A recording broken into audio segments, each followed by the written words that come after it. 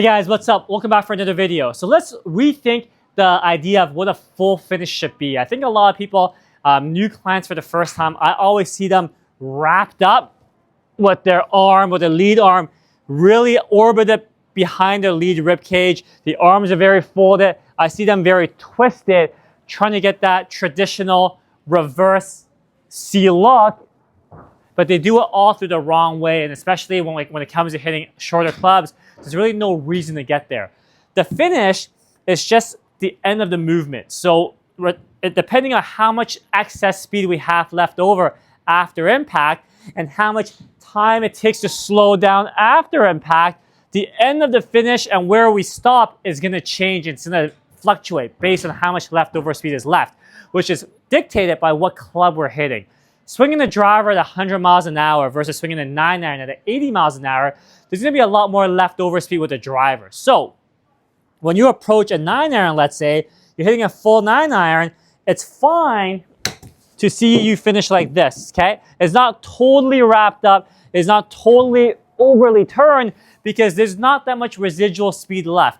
You're going to see a lot of good ball strikers on tour these days, especially the newer guys.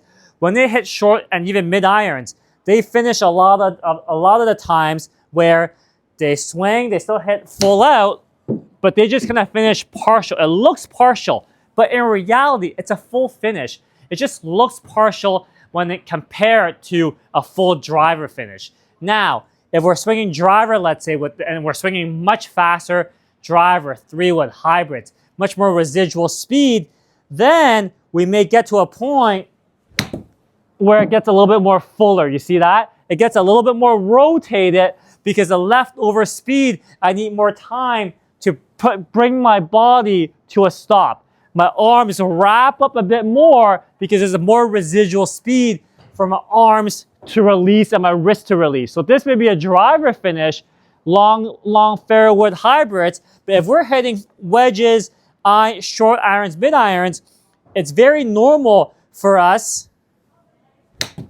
to just finish like this.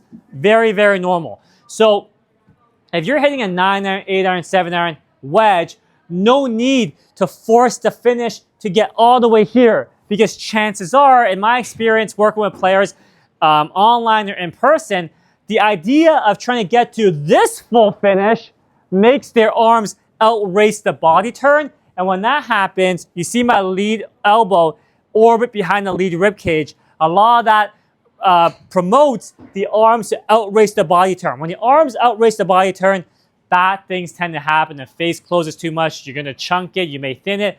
Contact fluctuates. We don't want that. So what we want to do instead to promote less outracing of the arms in the finish, less outracing of the arms in the downswing, is to just let the arms and hands and club finish wherever it needs to finish. No need to fake the full finish in the traditional sense of it being fully rotated around and wrapped up. Just let the arms and hands and club go where it needs to go based on how much residual speed is left, okay? So if I'm hitting a short iron, it may just get here. If I'm hitting something like a long iron where there's more speed, then it may get a bit more full. Or if I'm swinging driver, 3-wood hybrids, where there's even more residual speed, then sure, there may be even more rotation.